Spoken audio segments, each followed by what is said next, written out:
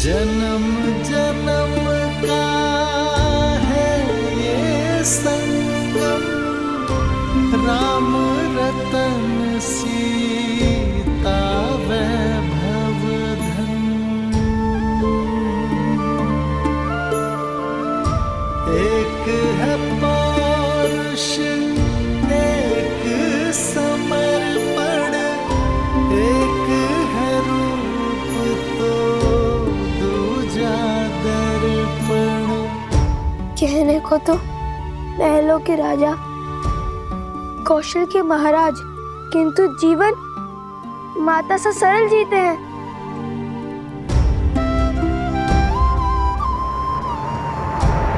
राम सिया राम सिया राम सिया राम, राम सिया राम सिया राम, सिया राम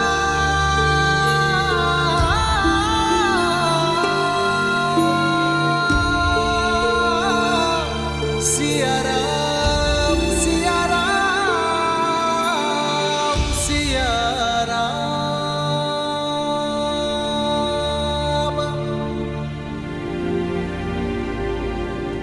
मुझे देखकर पीड़ा होती है या भय?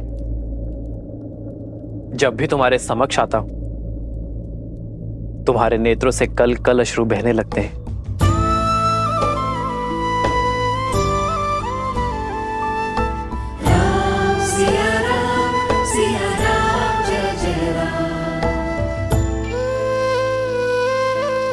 कितनी तुच्छ सोच थी हमारी, कितने निम्न विचार थे हमारे, जो हमने सोचा कि आप महलों का सुख भोग रहे होंगे और माता सीता बन के दुख।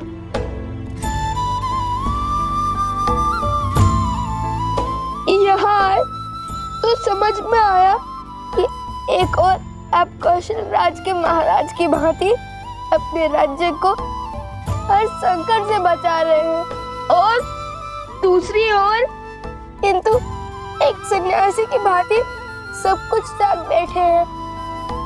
ये वनवास केवल माता सीता का नहीं, बल्कि प्रभु श्री राम का भी है। राम सिया राम जय जय राम।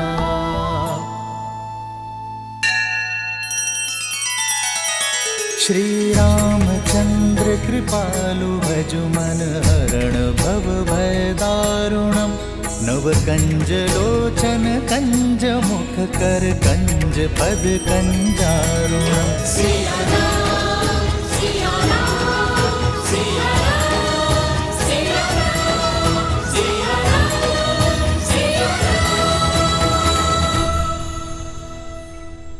आज पता चला कि जितनी पीड़ा माता सीता को श्री राम के लिए हुई है, उससे अधिक पीड़ा श्री राम के मन में माता सीता के लिए है। सिया राम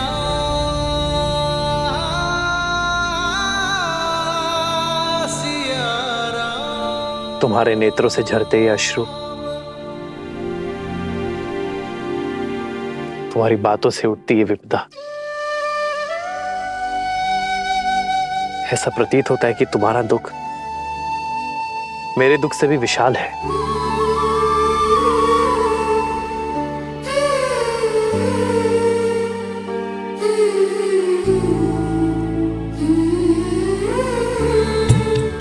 दोनों एक हैं, बस यही सच है। राम लक्ष्य और राम ही पथ है, विरह की आग में जले सिया राम। एक है तन और एक है प्राण। सिया राम सिया राम सिया राम। आपके वियोग को अंत तक हम लाएंगे, सिया राम का मिलन हम करवाएंगे, उनकी बीच की दूरी को हम मिटाएंगे। और ये कार्य तभी पूर्ण हो सकता है जब अयोध्या का हर एक व्यक्ति स्त्रियों का महत्व समझे, पत्नी, माँ और बहन का मूल्य जाने और स्त्रियों को अपने समान माने। और प्रजा की निम्न सोच को बदलने का मार्ग है हमारे पास, ऐसा मार्ग जो सीधा भी है और सरल भी। जो आपको भी भाएगा और माता सीता को भी। किंतु आपकी अनुमति के बिना आपके राज्य में ऐसा नहीं कर सकते। कैसा मार्ग?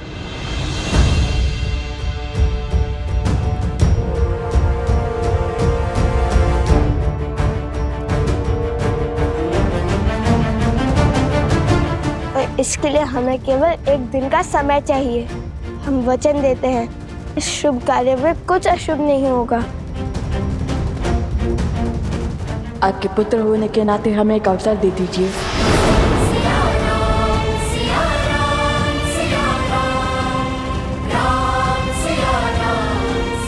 वो आपने कहा था कि महारानी सीता हमारी माता समान हुई, तो आप भी तो हमारे पिता हुए, है ना श्री राम?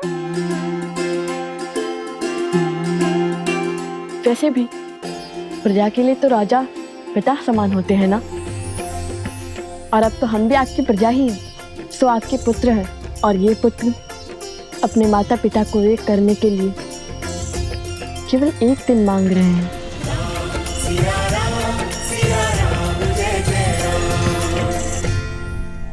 मान जाइए ना प्रभु, मुझे लव कुश पर पूरा विश्वास है।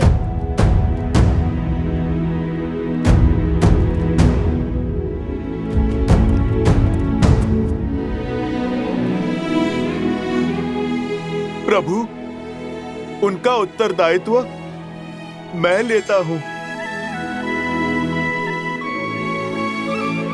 और फिर यदि ये कार्य सफल हुआ तो ये राज्य पूरा खुशियों से भर जाएगा प्रभु।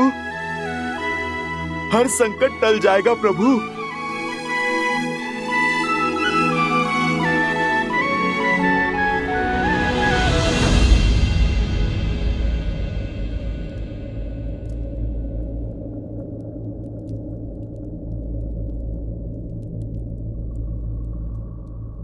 ठीक है हनुमान, उठो। किंतु एक बात स्मरण रखना, चाहे विचार हो या व्यवहार, कुछ भी थोपा नहीं जाना चाहिए।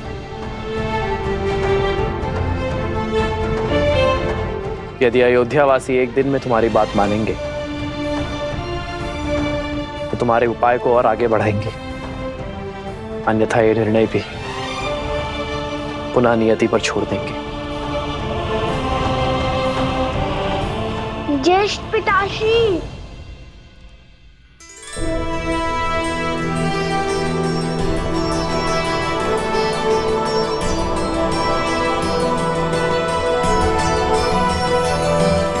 क्षमा कीजिए, किंतु हमने छुपकर आपकी सारी बातें सुन ली। लगता है हमारे भाई तुम्हारी ही तरह नटखट भी हैं।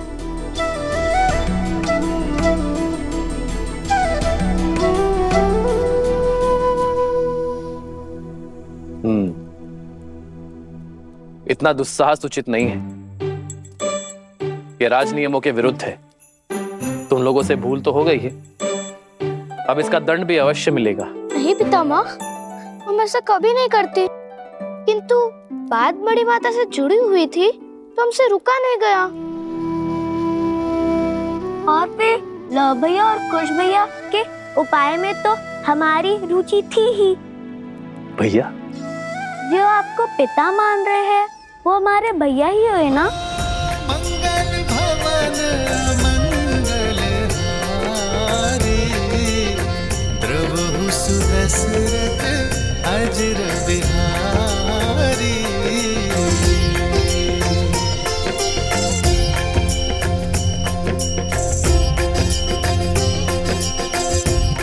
उचित है हनुमान, सबकी भावनाओं का ध्यान रखते हुए आगे बढ़ो। जो आज्ञा प्रभु।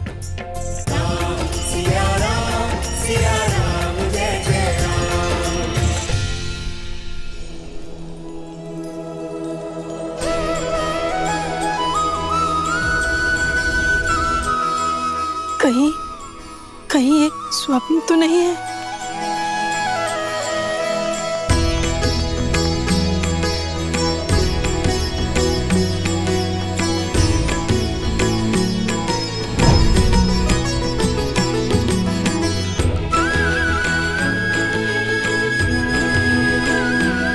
माता, हर कष्ट, हर पीड़ा, हर क्लांति को पीछे छोड़ने के लिए सच हो जाइए।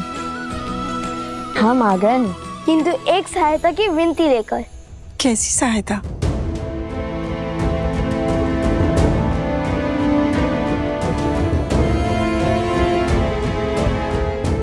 अवश्य, मैं ये कार्य अवश्य करूंगी। आप निश्चिंत रहिए।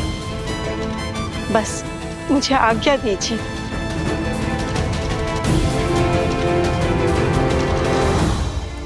हमें भी कार्य दीजिए भैया।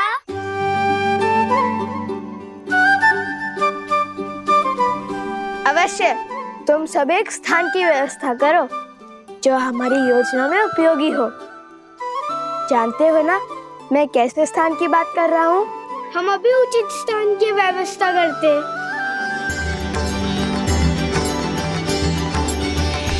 हर कोई इस योजना का अंग बन रहा है। आप मुझे भी तो कोई कार्य दीजिए। बताइए मुझे क्या करना है? हनुमान जी, आप जब हमारे पास थे तब हम आपकी कितनी सेवा करते थे। आपको अपने हाथों से ग्रास खिलाते थे। पर हम जब से यहाँ आपके अतिथि बनकर आए, आपने तो हमसे एक बार भी भोजन के लिए नहीं पूछा। भोजन क्या, मैं आपको 56 भोग खिलाता हूँ। आप दोनों चलिए, आइए।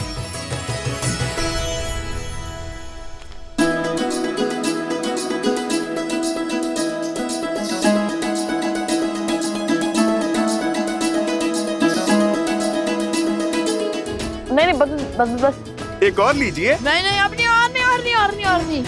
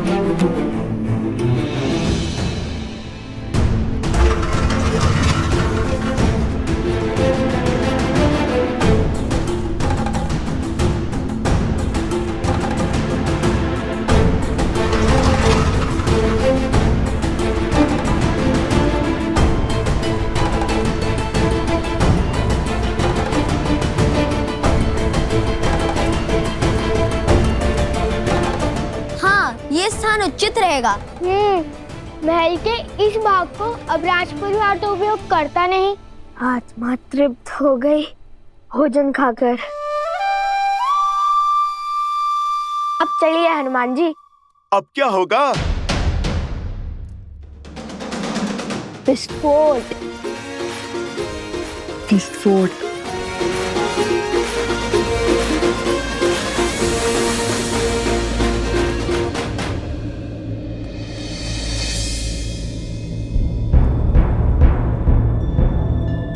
अरे, अयोध्या की सारी स्त्रियां कहीं चली गई हैं। सब की सब खो गई।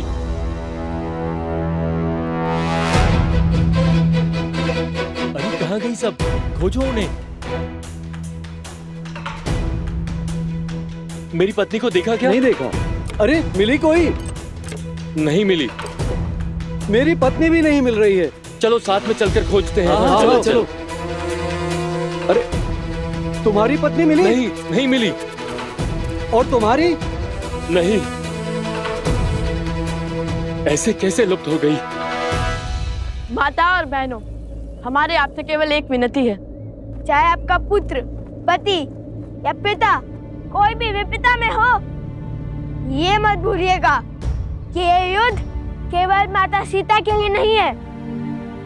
ये आप सबके मान सम्मान का द्वंद है। यदि पुरुषों को लगता है कि संसार को चलाने का दायित्व और सृष्टि के निर्वहन का कर्तव्य वो निभा रहे हैं, तो ये उनकी बड़ी भूल है। क्योंकि बिना स्त्री के ना घर चलता है और ना ही समाज। स्वयं नारायण भी लक्ष्मी के बिना अधूरे हैं। जब तक अयोध्या में राम राज्य की स्थापना नहीं होगी, तब तक श्री राम और माता सीता का वियोग समाप्त नहीं होगा। और जब तक सियाराम एक नहीं होंगे तब तक रामायण कभी संपूर्ण नहीं होगी। हाँ हाँ, हम आपके साथ हैं। आप जो कहेंगे हम वो करेंगे। हाँ हाँ, हम आपके साथ हैं। हाँ हाँ, हम आपके साथ हैं। चलिए हम सब मिलकर महादेव से इस कार्य के सफल होने की प्रार्थना करते हैं। हर हर महादेव, हर हर महादेव, हर हर महादेव, हर हर महादेव, हर हर महादेव, हर महादेव, हर हर महादेव। पूरे नगर में एक भी स्त्री नहीं है। ये कैसा संयोग है? कैसी घटना है? सब और देख लिया, कहीं कोई चिन्ह नहीं। अरे तो क्या आकाश खा गया या पाताल निकल गया? अरे मेरे पुत्रों की माता क्या पवन के वेग में उड़ गई?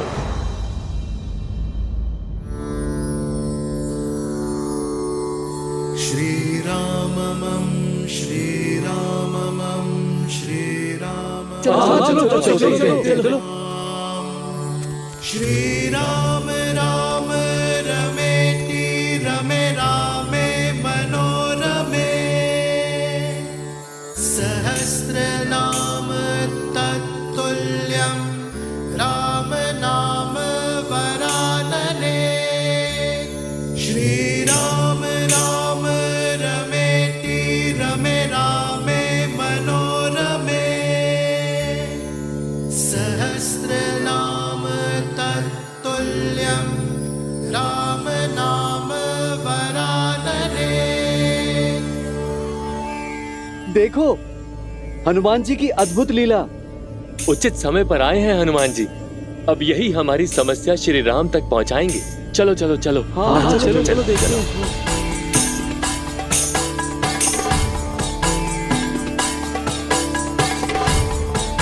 हनुमान जी, हनुमान जी, एक बहुत बड़ी विपदा आन पड़ी है, सहायता कीजिए हनुमान जी। इसलिए आपका ध्यान तोड़ना पड़ा हमें।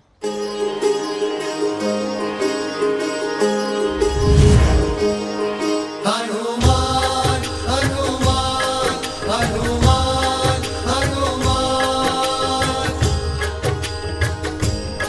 संपूर्ण अयोध्या एक साथ? क्या बात है?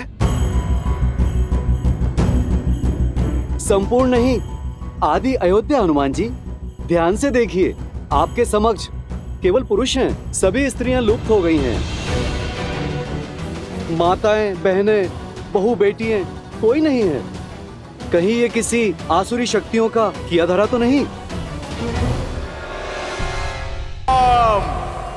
असुर शक्तियां केवल वो नहीं होती जो आंखों से दिखाई दें। असुर शक्तियां तो मन और मस्तिष्क में होती हैं, जो सोचने और समझने की शक्ति का संहार कर देती हैं। इस असुर शक्ति से विजय तभी प्राप्त की जा सकती है जब मन से द्वेष को मिटाया जाए। और एक साथ इतनी सारी देवियों को प्रभु श्री राम की अयोध्या से उनके भक्त के होते हुए भला कौन ले जाएगा? ना कोई ध्वनि हुई और ना ही कोई हलचल हुई। मुझे तो लगता है कि ये स्त्रियां स्वयं चली गईं, अयोध्या छोड़कर अपनी इच्छा से। स्वयं गई है? स्वयं चली गई?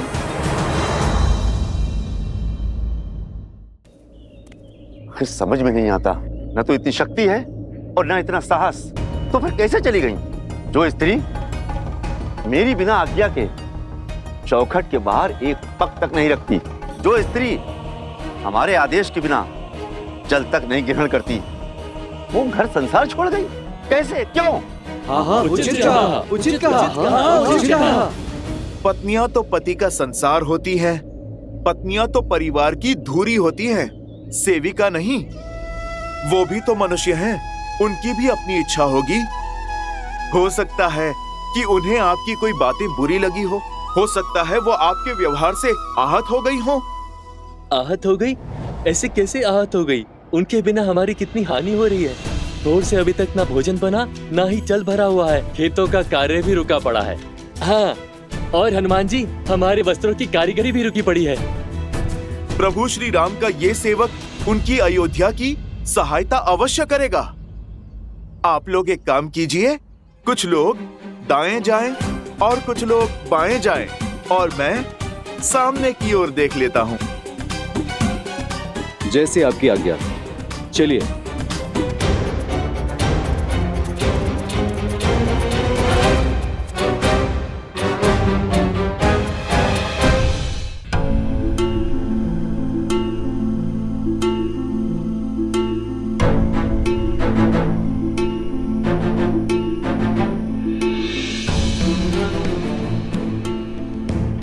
हमारे संतान और पति भूखे होंगे।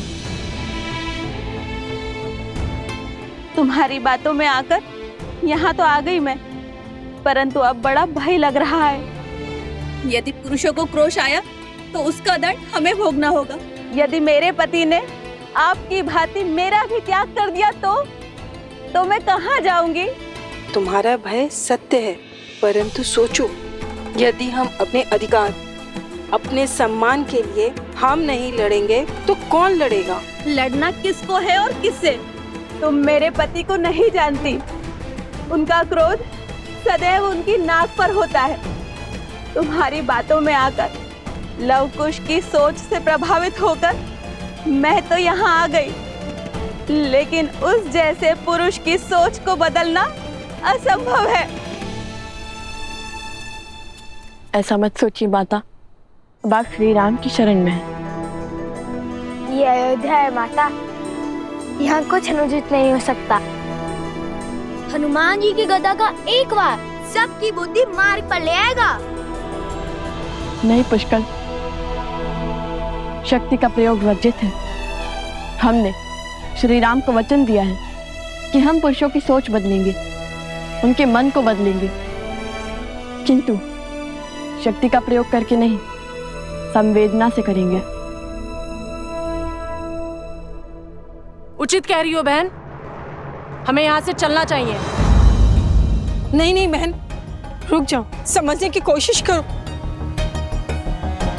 खुश, यदि इनमें से एक स्त्री भी बाहर गई तो सारा प्रयास असफल हो जाएगा, सब कुछ विफल हो जाएगा। एक के बाद एक सभी स्त्रियां बाहर चली जाएंगी।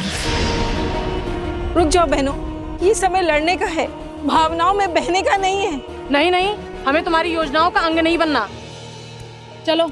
नहीं, रुक जाओ, समझने का प्रयास करो।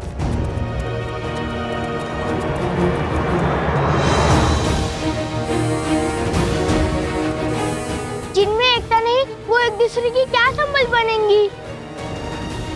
ये समय एकता की शक्ति दिखाने का है, और आप लोग हैं कि यहाँ से एक दूसरे का विश्वास तोड़कर जा रही हैं।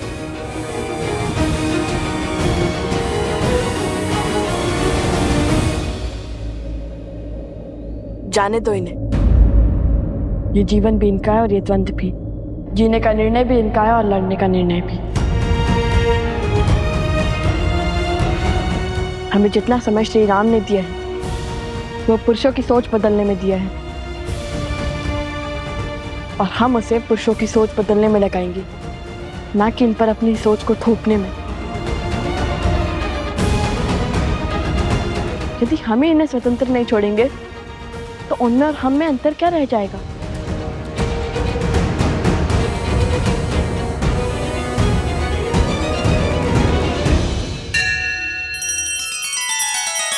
श्री रामचंद्र कृपालु भजु मन हरण भव भय दारुणम नव कंज लोचन कंज मुख कर कंज पद कंजारुणम।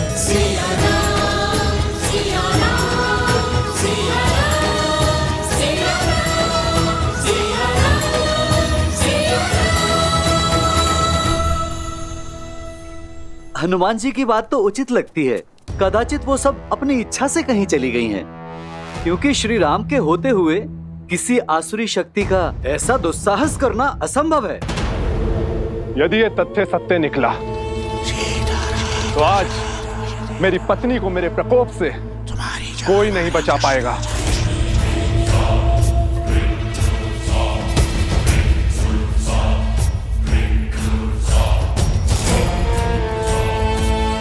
उन स्त्रियों को उनका उचित स्थान दिखाना आवश्यक है। ठीक कहा आपने।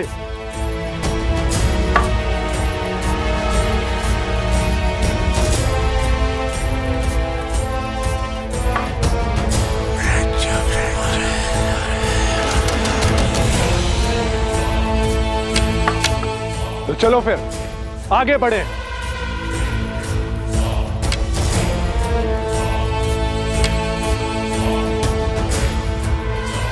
अब दूसरी टुकड़ी को भड़काने की बारी है।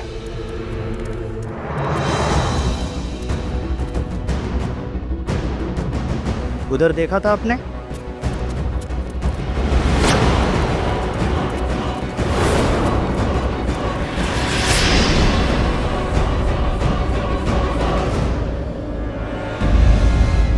सुशीला, कमला, गीता, प्रातः काल से कहां थी तुम? बिना आज्ञा घर से बाहर पग कैसे धरा तुमने? विद्रोह की चिंगारी उठ रही है हमारे विरुद्ध। उल्लंघन करेगी पति की आज्ञा का। किसकी आज्ञा से घूंघट उठाया तुमने? घर से बाहर निकली।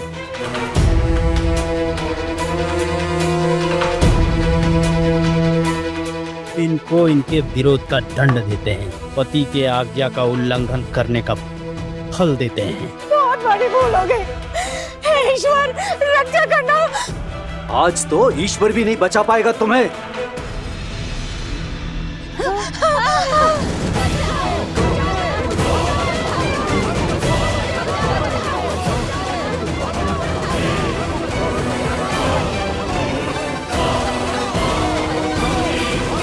बचाओ, बचाओ, बचाओ।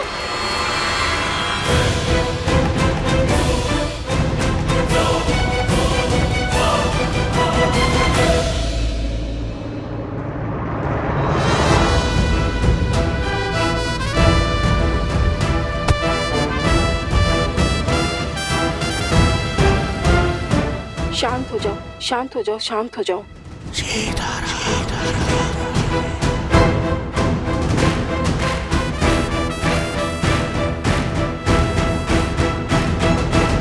अब समझा तुम दोनों की चाल। तुम ही ने भड़काया है ना इन्हें? हाँ, हमें पूरा श्रेय मत दीजिए, क्योंकि भले ही योजना हमारी थी, किंतु निर्णय आपकी पत्नियों का था। और आपकी पत्नियां बुद्धिहीन नहीं है। उन्होंने सोच समझकर विचार कर कर हमारा साथ दिया है। तुम हमारी पत्नियों को पथभ्रष्ट कर रहे हो। इस दुस्साहस का दंड अवश्य मिलेगा तुम्हें। ऋषि कुमार का कथन अनुचित नहीं है। हमारी स्त्रियां भी सम्मान के अधिकारी हैं। हमें तुम्हारा ज्ञान नहीं चाहिए। तुम सब अपनी पत्नियों को अधिक ही स्वतंत्रता दे रखे हो।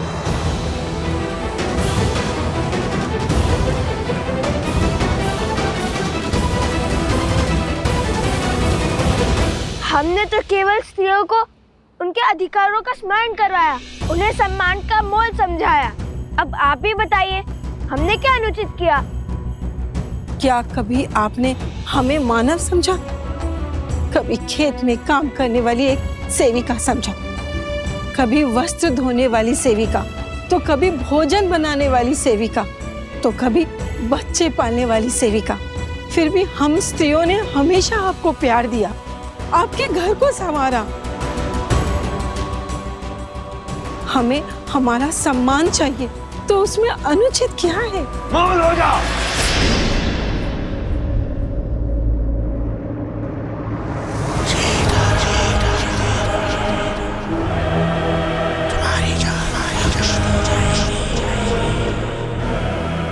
अब आएगा आनंद। उस रात्रि कहानी बनाकर तू किसी नाविक के साथ रुक गई थी, और आज ये सांग रचकर तुम मेरा अपमान कर रही हो। जो स्वयं अपने सम्मान के लिए तरस रही है, वो दूसरे का क्या अपमान करेगी? आपके क्षण भर के आवेश ने महारानी सीता से उसका संसार छीन लिया, उन्हें वनवास जाने के लिए विवश कर दिया। आपने मुझे घर से निकाल दिया, परंतु कभी भी सत्य जानने का प्रयास किया? अब तो हमें बल दिखाना ही होगा। नहीं, इन्हें अपना युद्ध स्वयं लड़ना होगा। यदि ये अपने स्वाभिमान के लिए नहीं उठेंगी तो आने वाले वियोग में भी ये सम्मान नहीं पा पाएंगी। इस युद्ध की परिधि ये नारियां स्वयं निश्चित करेंगी। मूर्ख बालक, इन्हें लगता है ये महाराज सहस्त्रमुख की माया से बच जाएंगे।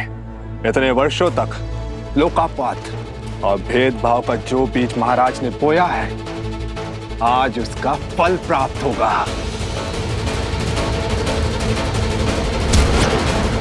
तो साहस की हर सीमा पार हो गई है आज। मुझे इस उद्दंड का दंड अवश्य मिलेगा। चल।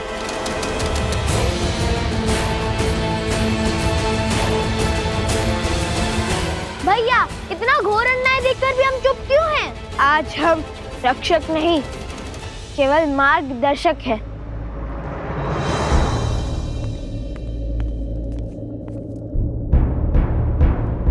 महाराज, नगर द्वंद्व का दंश झेल रहा है। स्त्रियों और पुरुषों में घोर तनाव है। पुरुष स्त्रियों के हर तर्क को निरर्थक मान रहे हैं।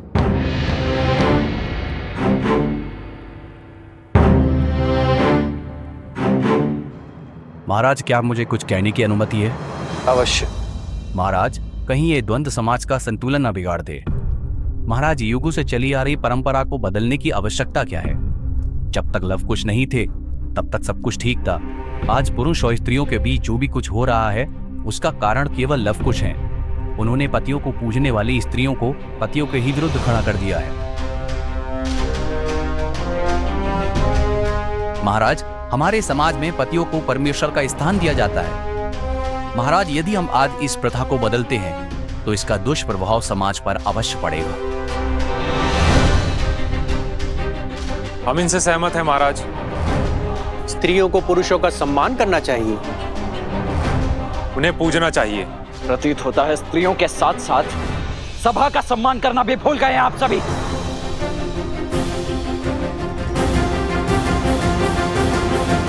लक्ष्मण, शांत।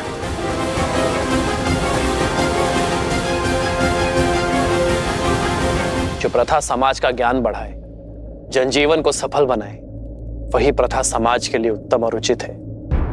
और जो प्रथा समाज के आधे अंक, परिवार की धुरी, नारी का अहित करे, उसे दुख पहुंचाए, उसे सुधारने में ही समझदारी है। क्या रामराज्य की परिभाषा एक ऐसा समाज है जहां स्त्रियों को सेविका समझा जाता है, या फिर राम राज्य एक ऐसा समाज है जहां स्त्री और पुरुष एक साथ मिलकर सुख और सफलता का परचम ले रहे हैं?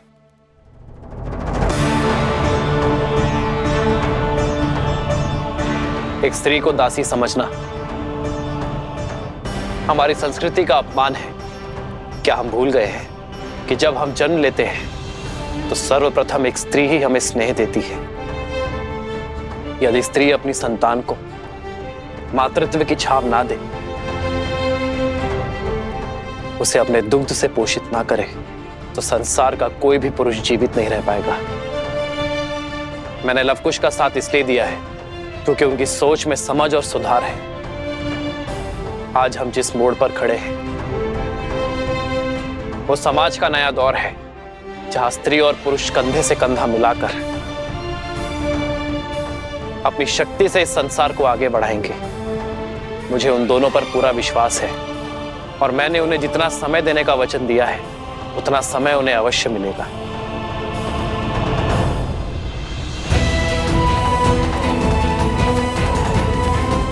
कब तक ही चुप रहेंगी? कब तक यूं ही चुपचाप अन्याय सहती रहेंगी? कुछ बोलती क्यों नहीं अब?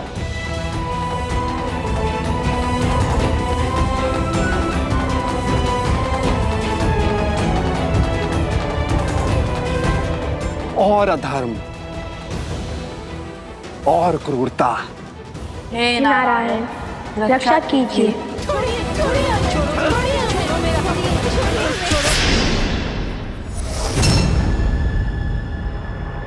जय श्री राम।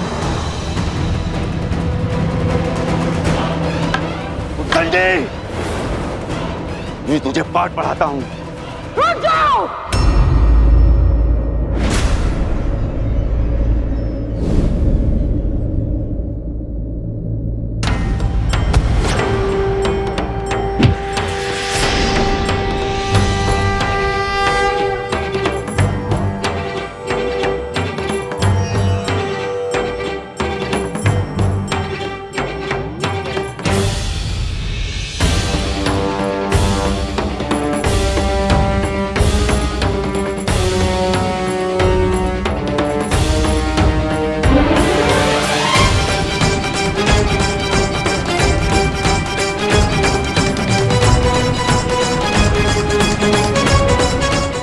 महाराज, घोर असंभव संभव हो गया महाराज। स्त्रियों ने पुरुषों के विरुद्ध ध्वनि उठा दी है महाराज।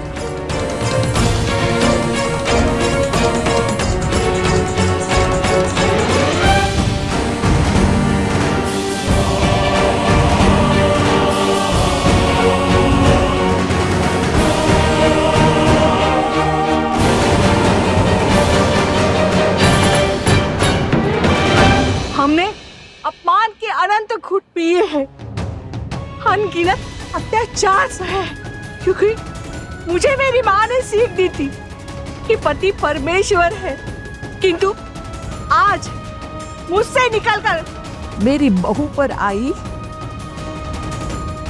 तब मैं सह नहीं पाई हूँ।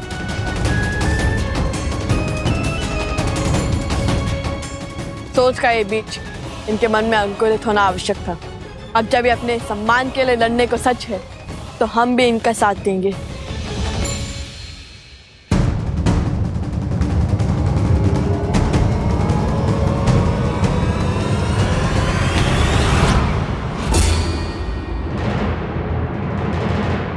सावधान!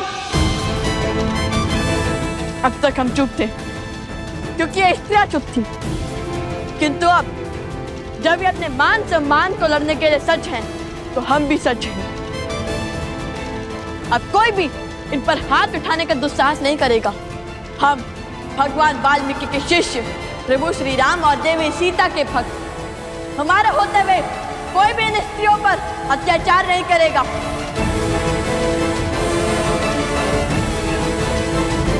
हम इनके साथ हैं, हम इनके साथ हैं, हम इनके साथ हैं। और फिर क्या हुआ? फिर वहां जय महावीर हनुमान, जय जय पवन पुत्र हनुमान, बजरंग बली हनुमान, जय जय महाबली हनुमान। देखिए हनुमान जी, ये लाभ और कुश अयोध्या की स्त्रियों को भड़का रहे हैं। अच्छा, तो घर परिवार संभालने वाली नारी अबोध है, मतिहीन है कि जो कोई भी इन्हें भड़का दे। मैं सब सुन रहा था। क्या आप लोगों के पास इस समस्या का समाधान है? जिस योजना की अनुमति पिताश्री ने दी थी, उसे आकार देने का समय आ गया है। यदि अयोध्यावासी एक दिन में तुम्हारी बात मानेंगे, तो तुम्हारे उपाय को और आगे बढ़ाएंगे। मेरे पास एक उपाय है। यदि आप समझते हैं कि स्त्रियों का योगदान आपके जीवन में केवल खाना पकाना या फिर संतानों को संभालना ही है, यदि आप उन्हें अपने से कम और स्वयं से नीच आंकते हैं, तो ठीक है, केवल एक दिन अपने पत्नियों के बिना अपना जीवन चलाकर दिखाइए।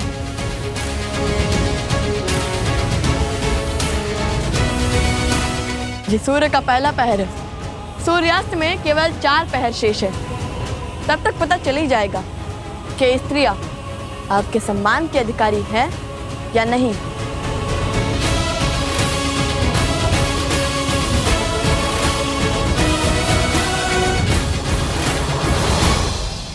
उचित ही तो कहा है लव कुश ने।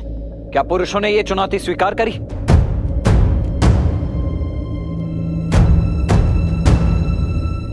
ये चुनौती स्वीकार है आप सबको? हाँ हाँ स्वीकार है, स्वीकार है, स्वीकार है। महाराज, इतनी विकट स्थिति में भी आप मुस्कुरा रहे हैं। कदाचित आप इस शर्त का तर्क नहीं समझ रहे हैं। पुरुष स्वभाव से बहुत हठी होते हैं। जब बात उनके अहम पर आ जाए तो शाम दाम दंड भेद कुछ भी अपना कर अपना पलड़ा भारी करने की ही सोचते हैं। मान लीजिए कल उन्होंने अपनी पत्नियों का परित्याग कर दिया तो इतनी सारी स्त्रियों की पीड़ा और परित्याग का कलंक अयोध्या के माथे ही लग जाएगा।